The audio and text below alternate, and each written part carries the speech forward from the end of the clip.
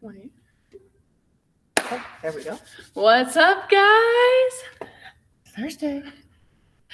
Thirsty Thursday. Well, maybe. It is only 7 a.m. in the morning, so maybe not for us. Thirsty for coffee. Yeah, coffee and some Baileys. No, I'm just kidding. Yeah, it's probably a good thing I don't have it yet. I know. All right, guys. So we have a fun little Tabata. It's called Tabata Something, which is kind of exactly what we did. We just threw some movements together. So no, I'm just kidding. But a Tabata, if you guys don't know, it is 8 rounds of a movement. And what happens is you go 20 seconds on, 10 seconds off. So it turns out to be 4 minutes long of that workout, or that movement, I guess. So you'll work continuously for 20 seconds, and then you get a 10-second rest, and then you hit the same movement again for 20 seconds, and that'll be 8 rounds. So what's going to happen is we actually have 4 different movements, and you'll do a Tabata for each movement. One movement right after another. So once you get done with that first 8 rounds, that 10-second rest or that 10-second off movement sets you up for your next movement. So there's no real break in between. You're just kind of going to keep going, okay? Yeah, and going and going and going. Okay, I know right now it seems like, 20 seconds isn't that long. It's like waiting for something to heat up in the microwave. And those are the longest minutes. Yes. That and the 10 seconds is the shortest. And 10 seconds is very short. So we have 4 movements today. We have our first movement is strict pull-ups. Okay, so if you do have a bar that you can hang from, go ahead and go for those strict pull-ups. Okay, if we don't yet just have a lot of strict pull-ups, please don't max out in the first 20 seconds. Find a number or rep scheme that you know you're going to be able to hit for the full 8 rounds. Okay, so if you have 5 strict pull-ups in you, don't do 5 every single time, right? You're going to want to go for 1. Okay, and that's perfectly fine. If you aren't working for the full 20 seconds, especially in this strict pull-up one, that's okay. Okay. If you have a band or whatever you can use. Okay, if we don't have a bar to do strict pull-ups on, we're going to sub that out for an odd object row. Okay, so you can use your dumbbells, you can do your dog food. Go check out our Tip Tuesday video on Instagram. That'll show you that bed sheet body weight row. That's perfectly fine. Really, anything that we can start working those lats in the back and the shoulders is what we're looking for. So 8 rounds of that, right? 20 seconds on, 10 seconds off, 8 rounds. The next movement goes straight into dumbbell sit-ups. Okay, or a weighted sit-up. Really, all we're looking for is something that you can kind of shift the weight from out in front to overhead. Julie will show that in just a second. If you don't have a dumbbell or you don't feel confident in that movement, no weighted sit-up is perfectly fine. Then we're going to go to dumbbell floor press. Okay, again, this one, if you have matching dumbbells, like 2 of the same weight, you can do all 8 rounds with the double dumbbell. If you only have 1 load that you're looking to use, just do 1 arm, right? Focusing on keeping the tummy tight, and just go 4 rounds on 1 arm, 4 rounds on the other to make the total of 8.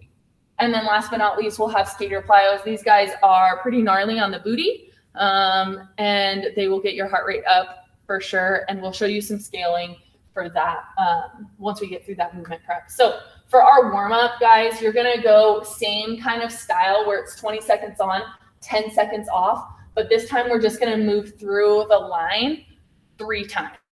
Okay, so we'll start with Cossack squats. That's our wide stance squat, where you're basically just going to shift your hips or your body to either side. So you're going to take a wide stance and then basically just shift, your body. So we want to make sure that the foot that we're squatting to stays flat on the floor. We don't want to see the heel come up just because you have not enough mobility there. Wherever you're at in that squat that we can maintain the full foot is where I want you to go.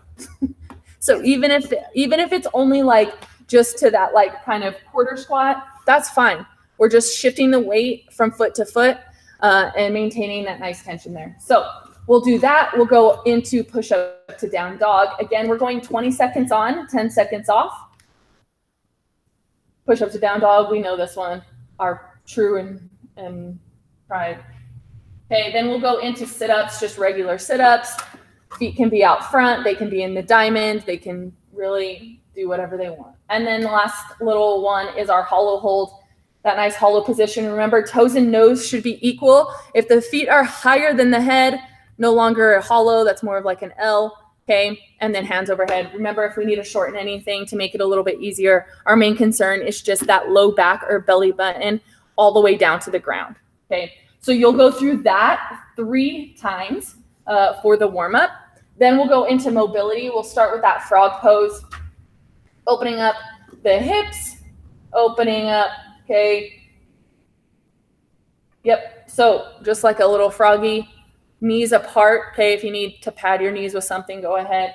We'll just sit there for about a minute. Sit there for about a minute. Then we'll go into child's pose. So knees again apart, toes together. You're just gonna open up that low back, the mid back, the shoulders, really kind of find some focus there.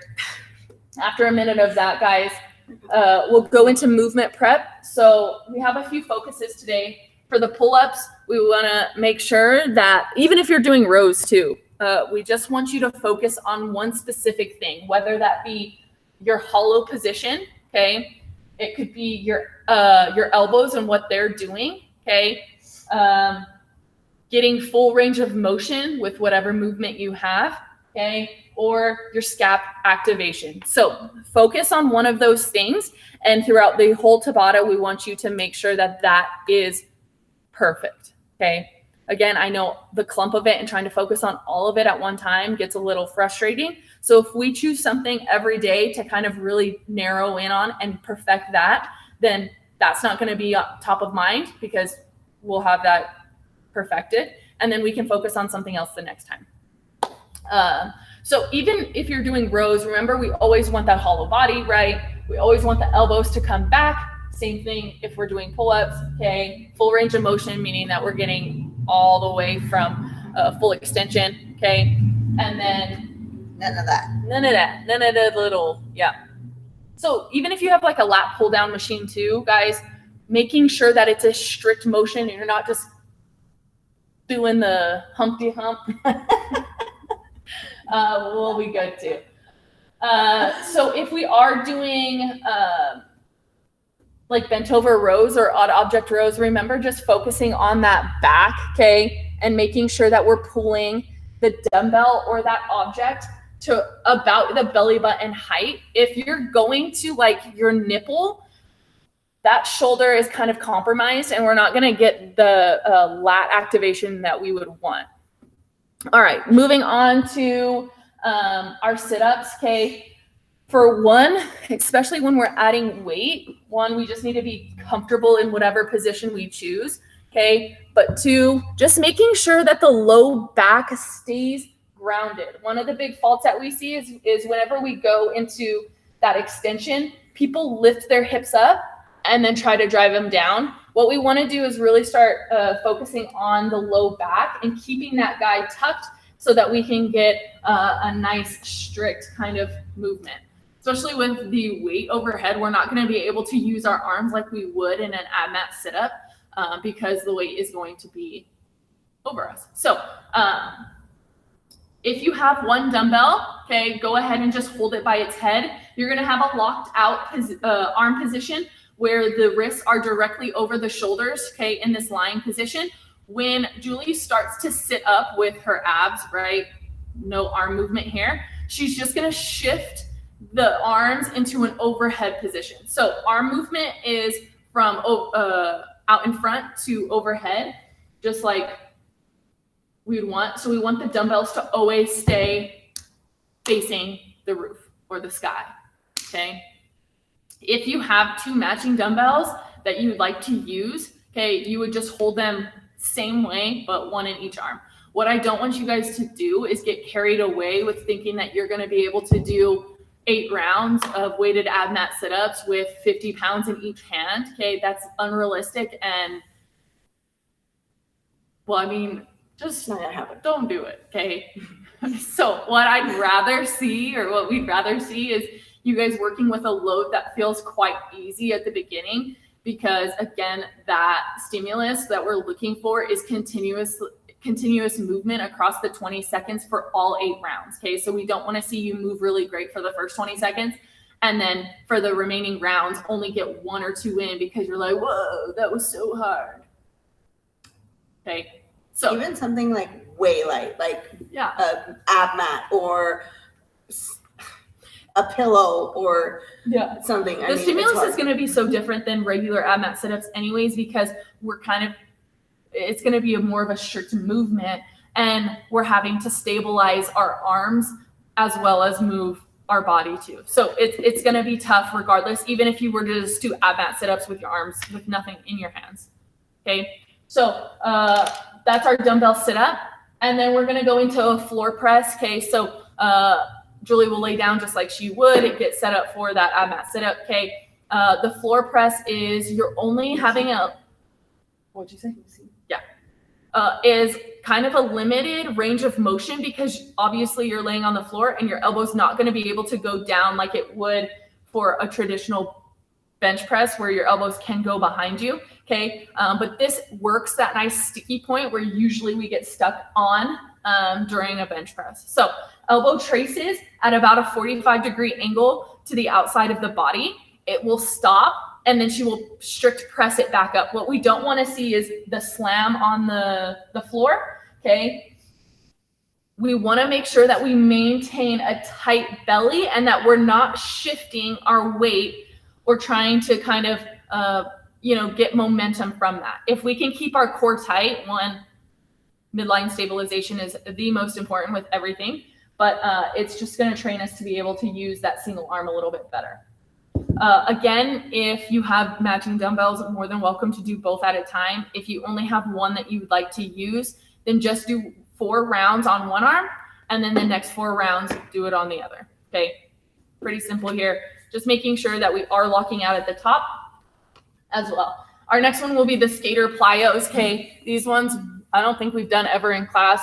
It's kind of like as if we were doing like a workout video, but we are. Yeah. So a skater plyo basically is a single leg kind of like glute touch. So you can start off by doing, so you're just kind of jumping from each foot and then going into like a curtsy lunge. So we're going to start by just doing curtsy lunges, which means that one foot is going to go behind the other foot, and then you're just going to touch. Curtsy. It's like a nice, pretty curtsy. Curtsy. I would never do that in a dress, but Curtsy. Okay, so as you can see, the opposite hand, opposite hand goes, no, that's the same. Yeah. The opposite hand touches the foot. That way you can kind of stay stable on that balancing foot. So if you need to take it slow, this is perfectly fine movement here, okay? If you're feeling fancy and fast today, then you can get that little jump where you kind of land and go into that full kind of like skater. Oh my God, I suck at these so bad. They're hard, guys. They're super hard. One, they test your balance and coordination. Which obviously. And they start burning super fast. So that is our 4th movement, which again, you're doing for 20 seconds, resting for 10, okay? Our goal throughout all of this stuff is to stay consistent, okay? Our first round should match the rep scheme of our last round, okay, of that movement. So we don't want to see you doing, 20 skater plyo jumps in the first round, and then by the time you get to the 8th round, you're at like 3, okay? So that's our main focus today. Remember, we want to work in that stimulus. That way we can keep moving throughout those 20 seconds, and then we get the 10-second rest right after, kind of catch the breath, okay? Scoring will just be a tally scheme of how many reps you get, okay, throughout the whole thing. So if you want to keep count, go for it. If you don't, and you just want to count, to stay consistent, then that's fine too. Whatever works for you guys. I think that's it. 32 minutes? total? Yeah, it's going to be about 32 minutes total because, again, each 4 minutes, 4 minutes, 4 minutes, 4 minutes. That's not 32. Oh, yeah, it is. That's 32 rounds. 32 rounds.